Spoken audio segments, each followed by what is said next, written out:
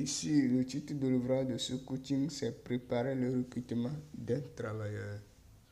C'est préparer le recrutement d'un travailleur. C'est préparer le recrutement d'un travailleur. Introduction. Une entreprise a besoin forcément des travailleurs pour exécuter les activités de l'entreprise, pour produire les produits dans le souci de vendre ces produits aux clients qui consultent les services de l'entreprise qui génèrent les chiffres d'affaires à l'entreprise à la fin d'un jour, d'une semaine, de 2 semaines et de mois. Les travailleurs d'une entreprise est comparable aux joueurs d'une équipe. Lorsque les joueurs d'une équipe sont compétents, qu'ils livrent des matchs de qualité qui aboutissent à des résultats positifs. Donc, pour qu'une entreprise puisse mener sa mission d'existence chaque jour que Dieu fait, elle doit recruter des travailleurs compétents et qui comprennent le projet de l'entreprise. Le recruteur doit maîtriser les techniques de recrutement des travailleurs pour pouvoir trouver les leaders, les dirigeants et les travailleurs compétents pour piloter le projet de l'entreprise en vue de produire des produits normaux et des produits de qualité qui va occasionner les achats rapides des produits par les clients de l'entreprise qui génèrent un bon chiffre d'affaires à la fin d'un jour, d'une semaine, de 2 semaines et d'un mois. Donc, les travailleurs, c'est eux qui exécutent les projets d'une entreprise. Donc, pour aboutir à la mission de l'entreprise à la fin de chaque jour que Dieu fait. Donc, il faudra que le recruteur maîtrise les techniques de recrutement pour pouvoir recruter les meilleurs travailleurs pour exécuter ces activités. Pour le faire, on a quelques points. Numéro 1, embauche. Embauche.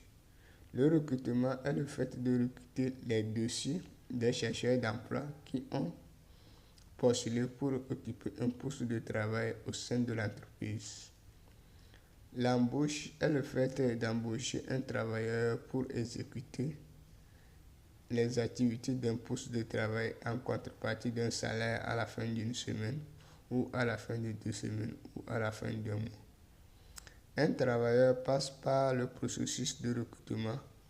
Après le processus de recrutement, s'il est sélectionné après l'étude des dossiers, il passe à l'embauche. À l'embauche, le travailleur est soumis à l'entretien d'embauche. L'entretien d'embauche est une séance de questionnement au travailleur recruté pour l'embaucher. Lorsqu'on embauche un travailleur, on lui confie son activité qu'il doit exécuter pendant les heures de travail d'une journée et pendant les jours ouvrables d'une semaine, et le salaire qu'il va percevoir à la fin d'un jour, d'une semaine, de 2 semaines et d'un mois. Un travailleur d'une entreprise participe à la production des produits d'une entreprise à l'aide de sa compétence dans un département de l'entreprise. Un travailleur rend des services à l'entreprise en contrepartie d'un salaire à la fin d'un jour, d'une semaine et de 2 semaines et d'un mois. Donc, c'est le processus de l'embauche. Donc, le recrutement, on recrute les dossiers. Après, on étudie les dossiers. On sélectionne les dossiers qui cadrent au poste de travail, comme qu'ils ont postulé. Et puis, ils passent à l'entretien d'embauche. Après l'entretien d'embauche, on lui confie son cahier de charge. Donc, après son cahier de charge, donc, on passe au deuxième point. Période d'essai. Donc, on passe aux périodes d'essai. 2. Période d'essai.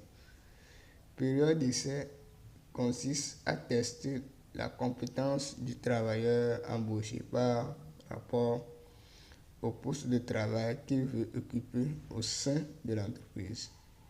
C'est une occasion au recruteur de juger la qualité du travail de son travailleur fourni pour déterminer son sort, à l'embaucher définitivement ou de le laisser.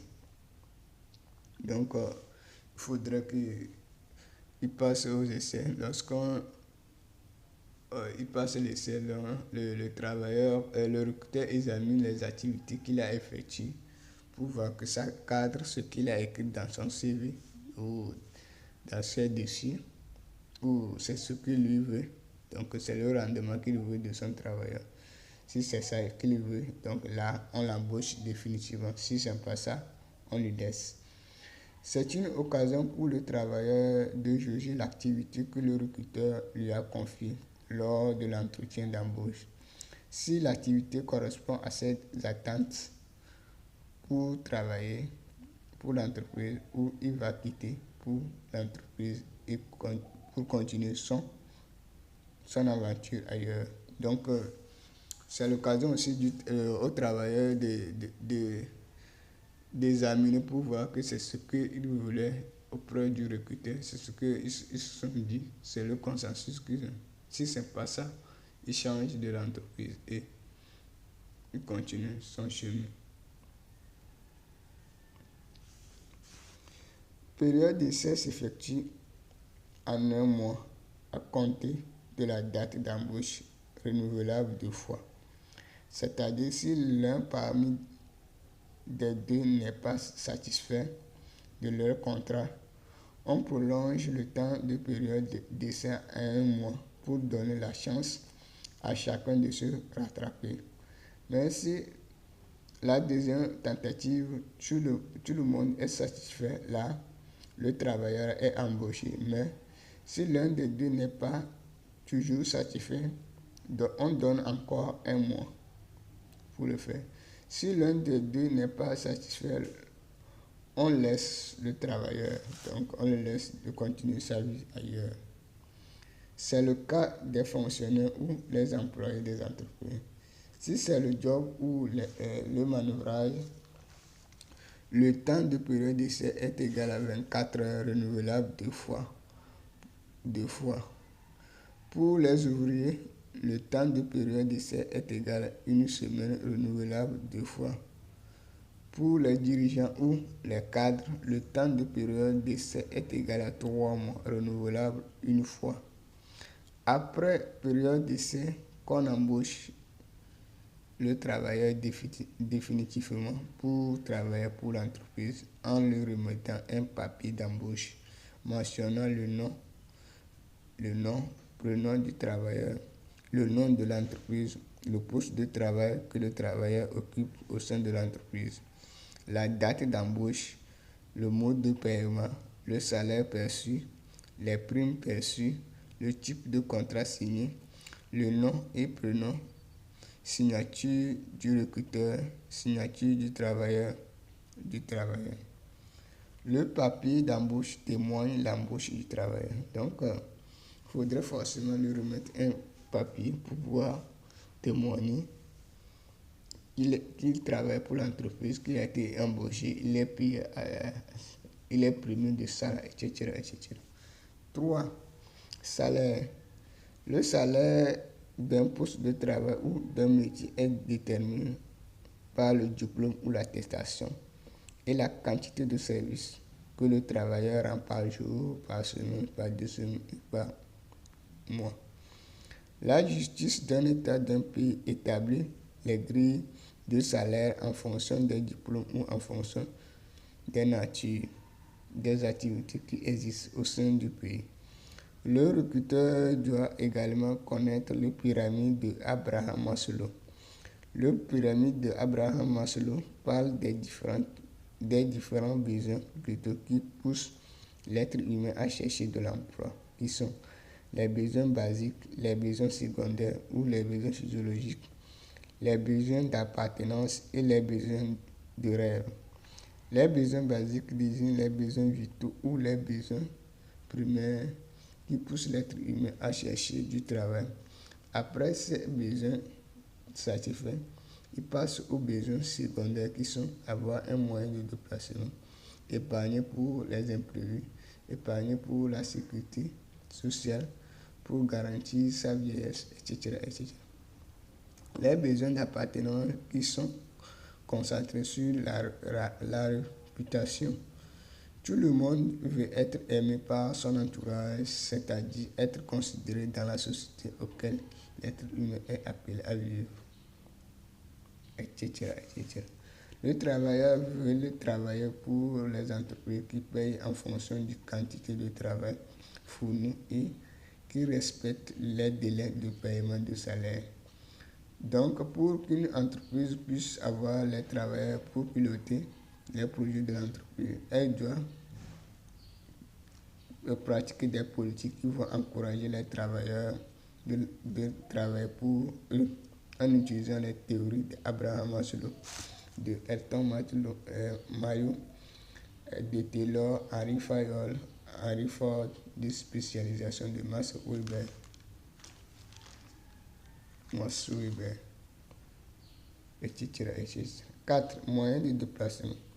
On a 2 modes de travail qui offrent des emplois aux habitants d'une localité ou qui demandent des travailleurs d'une localité donnée pour piloter les projets d'une entreprise. Aujourd'hui, un employé d'une entreprise privée ou un fonctionnaire d'un État d'un pays doit avoir forcément un moyen de déplacement pour effectuer les trajets de la maison à l'entreprise pendant chaque jour que Dieu fait. L'État d'un pays et le secteur privé d'un pays doivent mettre en place des politiques pour le paiement des engins de déplacement des travailleurs dans la localité d'un pays. L'État d'un pays et le secteur privé d'un pays doivent s'abonner au service des entreprises commerciales qui commercialisent les motos ou les voitures dans le souci d'offrir des motos à crédit aux nouveaux travailleurs embauchés par l'État d'un pays et par les entreprises d'un pays. À chaque fin du mois, l'employé ou le fonctionnaire va verser une quantité de monnaie à l'entreprise commerciale qui lui a vendu la moto grâce à l'intermédiaire de l'État ou de l'entreprise privée. À la fin de chaque mois, l'État d'un pays ou l'entreprise privée d'un pays doit prélever une quantité de monnaie dans le salaire de son travailleur pour payer la dette envers l'entreprise commerciale. Lorsque le travailleur finira pour payer ses dettes, il va percevoir la totalité de son salaire à la fin du mois. L'employé ou le fonctionnaire lui-même va choisir le mode et la couleur de la moto ou de la voiture qu'il veut payer. Le moyen de déplacement personnel permet aux travailleurs d'être à l'heure au service, de gagner du temps pour mieux servir à l'entreprise privée ou à l'État d'un pays. C'est après la période d'essai qu'on paie un engin de déplacement aux travailleurs. Donc, après avoir s'assuré qu'il est embauché définitivement, qu'il peut travailler pour l'entreprise, qu'on passe à l'achat des engins, donc en fonction des moyens du travailleur. Donc chaque travailleur a ses moyens, a ses travailleurs qui salaire, donc c'est en fonction de l'engin. Donc souvent on voit que c'est les dirigeants qui se déplacent avec voiture pour aller au service, etc., etc. Donc il faudrait mettre tout en compte. Donc c'est tout ce qu'il faut pour préparer un travailleur, donc pour pouvoir avoir des meilleurs travailleurs pour pouvoir exécuter les activités d'une entreprise pour pouvoir répondre aux demandes des clients chaque jour que Dieu fait. Donc, chaque entreprise veut toujours mener sa mission chaque jour que Dieu fait pour avoir un bon chiffre d'affaires.